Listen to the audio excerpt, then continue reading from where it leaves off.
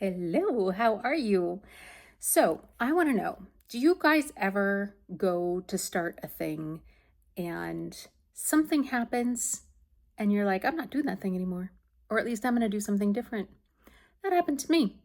I was all set to come here and be like, I lost 100 pounds. This is how I did it. Blah, blah, blah, blah, blah. And then, do you remember last time I was like, I am going to pick up a book and I'm going to read it? That happened. Kicked me in my teeth. And I'm going to read a portion of that to you right now. Here it goes. So the book is called The Wisdom of No Escape by Pema Chodron. She's a Buddhist nun and somebody who I admire immensely. But this is literally the third paragraph in the book. And I went, oh God, oh God, oh God. Okay, here we go. When people start to meditate or to work with any kind of spiritual discipline, they often think that somehow they're going to improve, which is a sort of subtle aggression against who they really are. It's a bit like saying, if I jog, I'll be a much better person. If I could only get a nicer house, I'd be a better person. If I could meditate and calm down, I'd be a better person. Or the scenario may be that they find fault with others. They might say, if it weren't for my husband, I'd have the perfect marriage. If it weren't for the fact that my boss and I can't get on, my job would be just great. And if it weren't for my mind, my meditation would be excellent. But loving kindness, Maitri, M-A-I-T-R-I, Maitri, it's called loving kindness, toward ourselves doesn't mean getting rid of anything. Maitri means that we can still be crazy after all these years. We can still be angry after all these years. We can still be timid or jealous or full of feelings of unworthiness. The point is not to try to change ourselves. Meditation practice isn't about trying to throw ourselves away and become something better. It's about befriending who we are already. The ground of practice is you or me or whoever we are right now, just as we are. That's the ground. That's what we study. That's what we come to know with tremendous curiosity and interest. Yeah, so here's why it really caught me in my tracks is coming from this weight loss journey, at least this time. And I'm here to tell you by the time of 10, like it has been 4.5 decades where my weight has been a big deal to somebody or several somebodies, depending on the time of my life. And now that I am probably the weight I am that I was in middle school, so like I've been high and I've having like lots of highs and lows, but I've never really been a normal size. And even now I'm kind of on the edge of a normal size. I'm sort of a large on top and an extra large on the bottom. I've been noticing some things about how I'm treated, but also how I treat myself and how that makes me treat others. So, dang it, life lesson time. Okay, so enter in Fatphobia. This is a loaded word. It definitely is for me.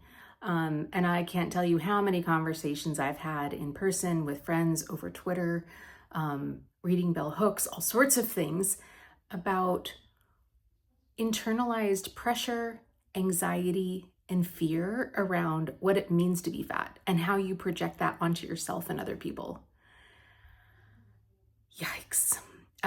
We are in a world, we inhabit bodies, we are physical beings, and we are judged a lot on what we look like. Do we look put together? Do we look fit? This is like above and beyond our dating circles of like, if you're physically attractive, I want to be with you sort of thing. It's also like, do I want to be your friend? Do I want to be hanging around you? It's, judgment from family members. I personally have gone through having discussions in between, ebbs and troughs of what that number is on a scale, where my family members have been like, we are just a little too scared to actually talk to you about your weight. Okay, yeah, great. That is awful. That is really, really dreadful. And now that I am getting to be a size where I am starting to reflect and look around myself and going, I don't think I'm the largest person in the room anymore. That comes with two things. One is an acknowledgement that I am a different size that I used to be, but it also means that I am surveying the space and judging other people by where they are. I may not even know them. I might be judging it. But what a horrible way to live and interact. And also, there's something else that I'm not dealing with, but I had a discussion with my doctor a little while ago.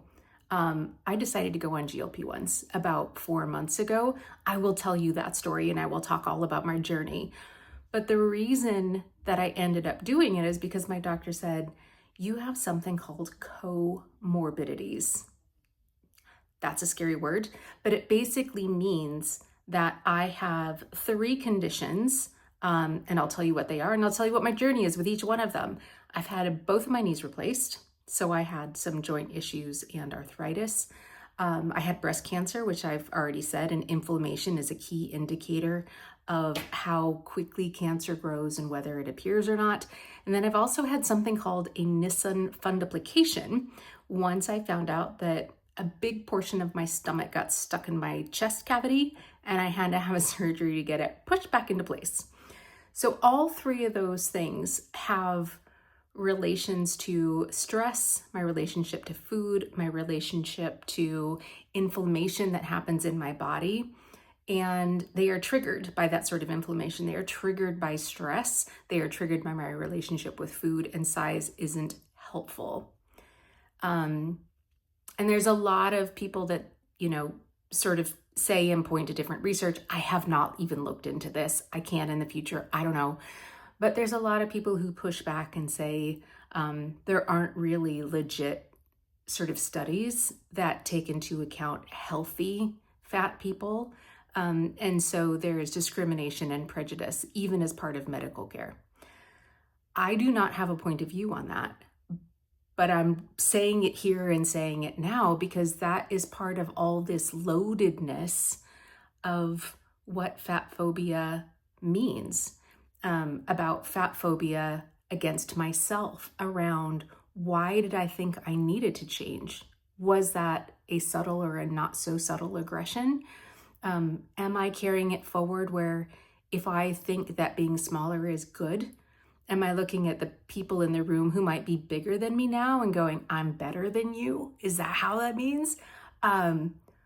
So I am having a moment, let me just say that. And even more than that, if I look back of who I am in this journey in history, there isn't a moment in time that I would think to myself that I was doing anything differently than the best I could do with the resources and the information that I had at the time. So if I consider that term, and if I go back and sort of capture that sort of subtle aggression against myself of why I felt I needed to change, and whether that means I can take pride in having achieved a 100-pound plus weight loss journey, and what that means today in terms of not just accepting myself for who I am today, but what about accepting all of the Billies that I had in my past, that I was in my past? And was there ever a Billy that didn't deserve the very best of my attention? I think that's something I gotta question. So you might be saying to yourself, Billy, that was about meditation practice and like the practice of sitting with your own thoughts. But I have this philosophy in life. The way you do one thing is the way you do everything. And I see it time and time again. When I'm dialing things in with like work, not really, to anyone who's listening. I never dial it in with work. With eating, with self-care, with listening, with all of it. And so for this time with myself, and especially paying attention, like, do you ever have that little voice in the back of you? You're like, that is something that I needed to read right now. And you just know that, like, okay, that's a really big deal. I need to pay attention to it. Yeah. So what's next? I think there's like finding balance in terms of, do I still want to change my body? If so, why? How can I be a better friend to myself? And like, why would I even, how do I define success? How do I think about defining success? I can definitely tell I need to change my lens, first of all and foremost. And second, maybe also watch how I'm showing up in places and giving myself some space if I find myself thinking thoughts like, am I the smallest one in the room? I'm not the smallest one in the room, especially where I work. We have a lot of size zeros. But if I'm not the biggest person in the room, well, why does that matter? And what am I getting out of that? And why is that a value judgment? And is there something that I need to pay attention there? Like, what does it even mean? So, as usual, I'm leaving myself with more questions than answers or ideas. But I think that's okay.